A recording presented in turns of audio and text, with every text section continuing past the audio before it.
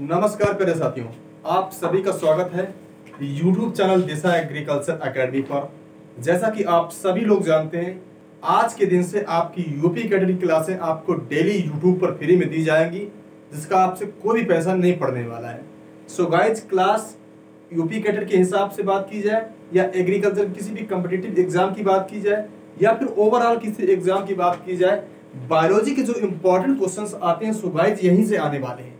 तो आज का जो बायोलॉजी का इंपॉर्टेंट टॉपिक है जिसका नाम है कार्बोहाइड्रेट, आपके बीच में लेकर आया हूं।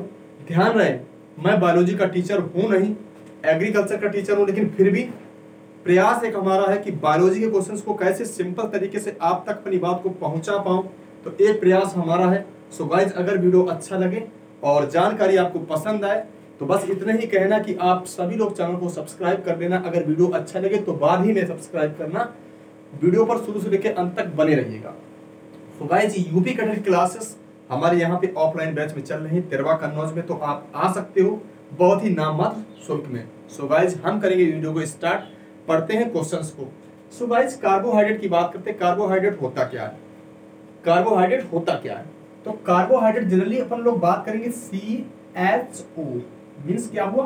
कार्बन, हाइड्रोजन और ऑक्सीजन।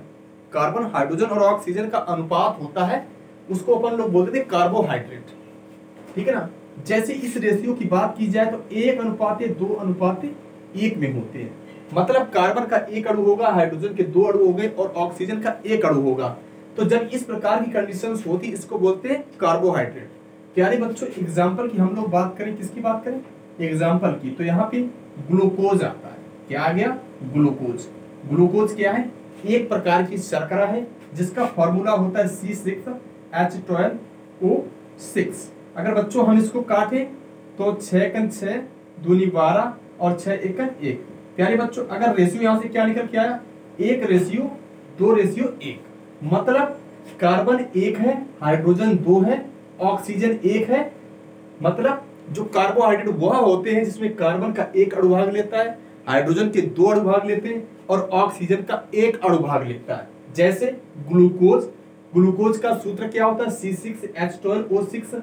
अब इसको अपन लोग कट किया तो देखो 1:2:1 ये अनुपात यहाँ पे निकल के आया। तो प्यारे बच्चों, उसी को अपन लोग क्या बोलते हैं? कार्बोहाइड्रेट। बात की जाए जो कार्बोहाइड्रेट है ऊर्जा के रूप में मुख्य रूप से काम करता है। बच्चों, किसके रूप में काम करता है? ऊर्जा के रूप में। किसके रूप में काम करता है? ये ऊर्जा के रूप में। ऊर्जा के रूप में कार्बोहाइड्रेट काम करता है। साथ ही साथ लिपिड। लिपिड बच्चों क्या होता है? वसा। लिपिड होती है वसा, ये भी ऊर्जा के रूप में काम करती है। और नेक्स्ट एक हमारा और है प्रोटीन। क्या आ गया बच्चों? प्रोटीन। यानी बच्चों प्रोटीन आ चुका है। तो कार्बोहाइड्रेट की बात करें, लिपिड यानी वसा की बात करें या प्रोटीन की बात करें, ये क्या है? ये ऊर्जा के प्रमुख स्रोत होते हैं। जबकि हम लोग बात करें किसकी? हम लोग बात कर दें कि उपापचय क्रिया में कौन से भाग लेते हैं। उपापचय जो क्रिया होती है मीन्स मेटाबॉलिक एक्टिविटी जो होती है, उसमें कौन से भाग लेते हैं? तो गाइस, उसमें भाग लेते हैं विटामिन भाग लेंगे। कौन लेंगे? विटामिन भाग लेंगे उपापचय क्रियाओं में। और भाग कौन लेते हैं?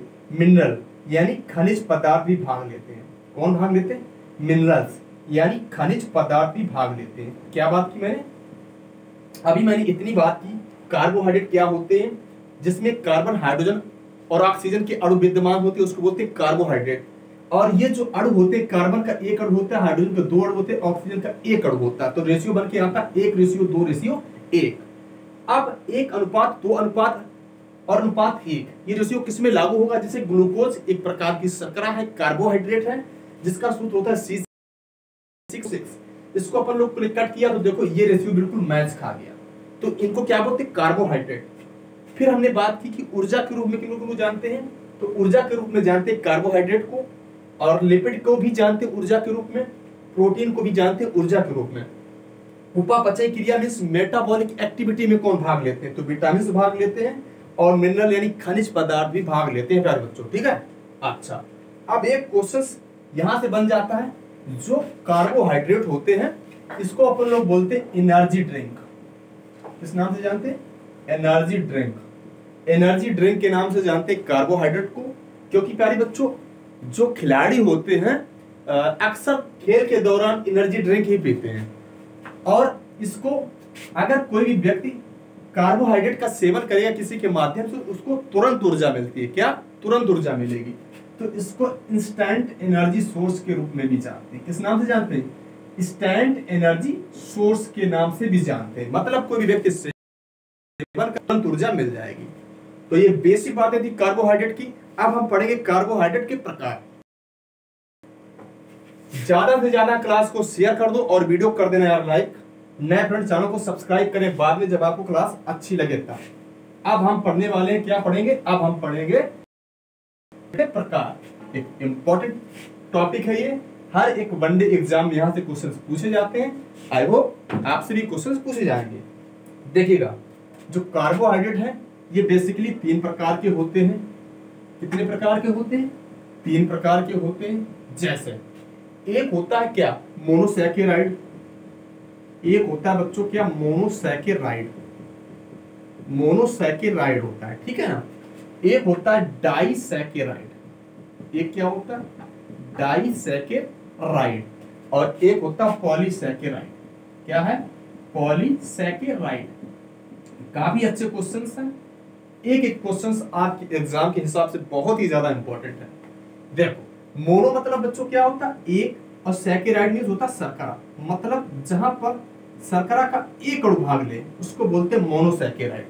जहां पर शर्करा का एक अणु भाग ले उसको बोलते हैं मोनोसैकेराइड। डाई का मतलब होता है 2, सैकेराइड का मतलब होता है शर्करा मींस शर्करा। तो जब शर्करा के 2 अणु भाग लेते हैं उस कंडीशन उसको क्या बोलते हैं? डाइसैकेराइड। और पॉली मींस बच्चों होता है बहुत। बहुत मतलब 2 से ज्यादा। सैकेराइड मींस क्या होता है? शर्करा। जब शर्करा के जो अणु हैं वो बहुत ज्यादा होते हैं उसको बोलते हैं पॉलीसैकेराइड। परीक्षा में आपसे सीधे इसके एग्जांपल पूछे जाते हैं कि डाइसैकेराइड में कौन से आते हैं और पॉली में कौन आएंगे और मोनोसैकेराइड में कौन कौन से आएंगे। सो गाइस, हम लोग एक बार फटाफट एग्जांपल को देखेंगे। जैसे मोनोसैकेराइड है कि शर्करा का एक और अणु ही भाग लेगा, मतलब सिंगल अणु। जैसे ग्लूकोज हो गया। क्या हुआ? ग्लूकोज। प्यारे बच्चों, क्या हुआ? ग्लूकोज। फर्स्ट एग्जांपल हमने बात की ग्लूकोज। दूसरा हमारा हो जाएगा फ्रक्टोज। फ्रक्टोज। तीसरा एग्जांपल हो जाएगा हमारा गैलेक्टोज। क्या हो जाएगा? गैलेक्टोज। तो जो ये 3 एग्जांपल हमने आपके सामने लिखे हैं, 3 एग्जांपल, ग्लूकोज, फ्रक्टोज, गैलेक्टोज, ये देखो आप शर्करा का एक अणु यहाँ पे भाग लेता है, इस कारण ये मोनोसैकेराइड की कैटेगरी में आते हैं। और ये परीक्षा में प्रश्न बहुत ज्यादा पूछा जाता है, कई बार परीक्षा में प्रश्न आता है। ठीक है, आप तो ग्लूकोज बच्चों क्या है? मानव शरीर के खून में पाई जाती है। बॉडी में जो हमारा ब्लड है इसमें पाई जाती क्या? ग्लूकोज शर्करा। इसी कारण इस शर्करा को बच्चों क्या बोलते हैं? Blood sugar. क्या बोल देते हैं? खून वाली शर्करा। इसी कारण को क्या बोलते हैं? ब्लड शुगर के नाम से किसको जानते हैं? ग्लूकोज को।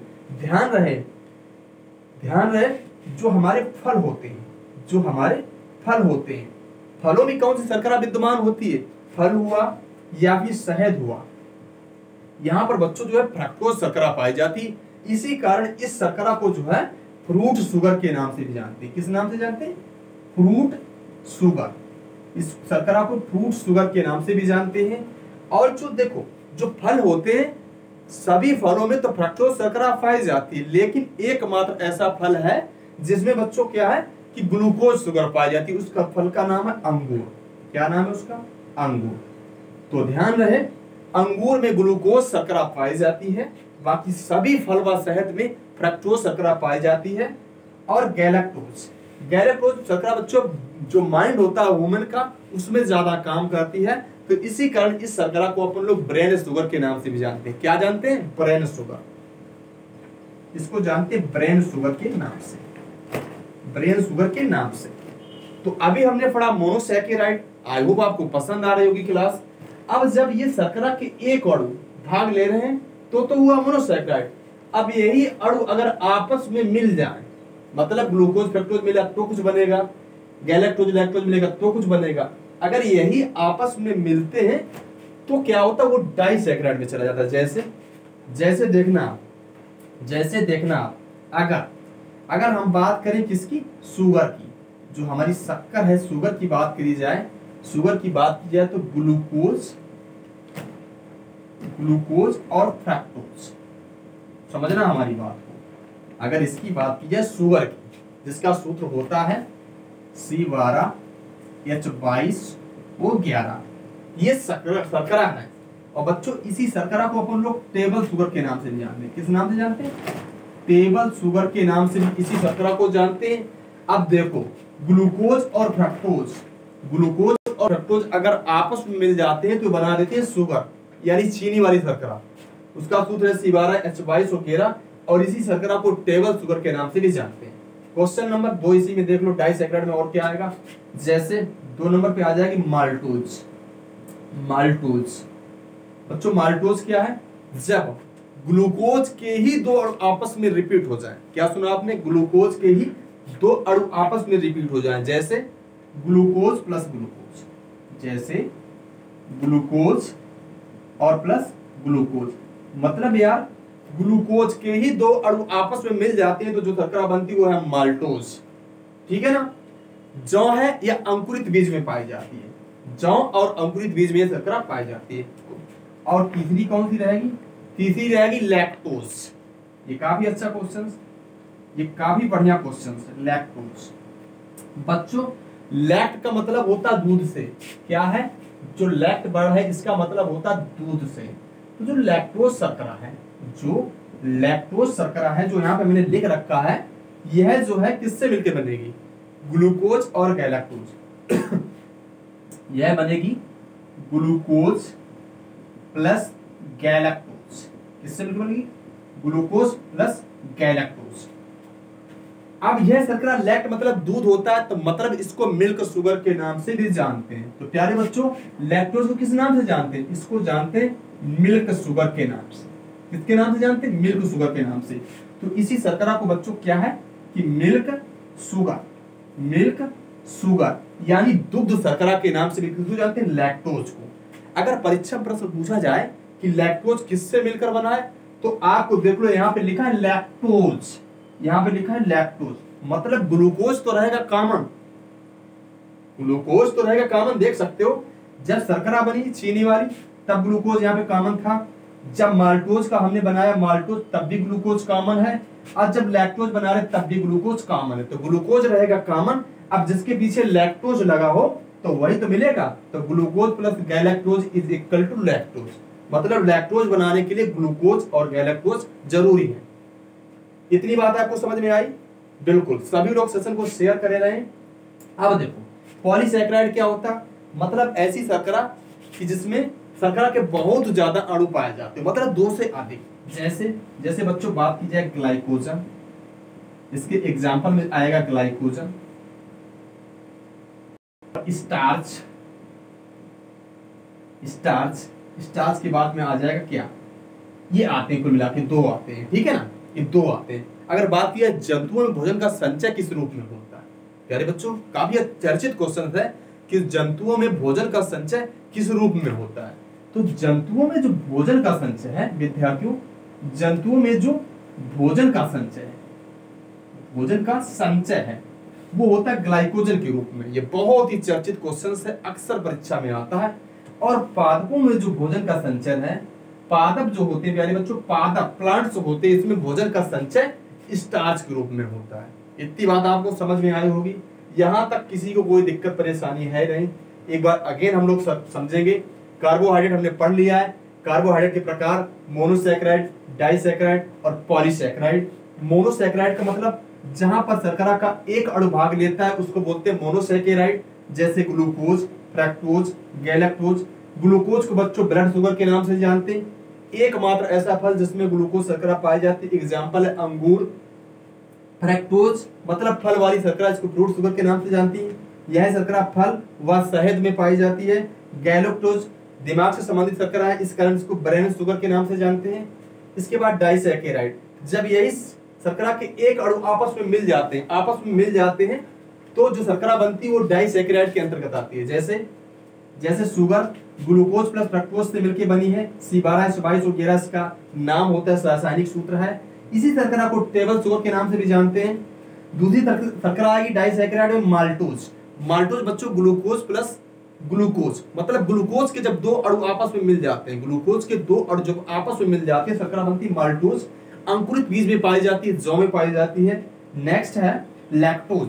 प्यारे बच्चों, लैक्टोज ग्लूकोज और गैलेक्टोज से मिलकर बनने वाली शर्करा है। इसी शर्करा को मिल्क शुगर के नाम से भी जानते हैं। क्यों? क्योंकि लैक्टोज पहले जो डाइसैकेराइड की शर्करा है इसमें ग्लूकोज कॉमन रहता है, ग्लूकोज कॉमन रहता है, ग्लूकोज कॉमन रहता है। बाकी कोई नया और एक जुड़ता है, जैसे शुगर में जुड़ गया फ्रैक्टोज और इसमें maltose glucose common, again glucose आ गया और लैक्टोज में ग्लूकोज प्लस गैलेक्टोज, इस बन गई मिल्क शुगर, बन गई लैक्टोज। और पॉलीसैकेराइड में दो एग्जांपल दिए मैंने, ग्लाइकोजन और स्टार्च। जंतुओं में भोजन का संचय किस रूप में होता है? ग्लाइकोजन के रूप में। पादपों में भोजन का होता है स्टार्च के रूप में होता है। ठीक है ना? बिल्कुल। तो प्यारे बच्चों, ये थी कार्बोहाइड्रेट की बेसिक क्लास। यहां से आपसे थोड़े प्रश्न ये पूछे जाते हैं कभी कभी कि 1 ग्राम प्रोटीन के ऑक्सीकृत होने से कितनी एनर्जी मिलती है, फिर 1 ग्राम कार्बोहाइड्रेट ऑक्सीकृत होने से कितनी एनर्जी मिलती है, 1 ग्राम फैट मींस वसा के ऑक्सीकृत होने से कितनी एनर्जी मिलती है। तो ये प्रश्न भी आपसे पूछे जाते हैं। अपनी ट्रिक देखना, एक बार अपनी ट्रिक देखो, खतरनाक ट्रिक।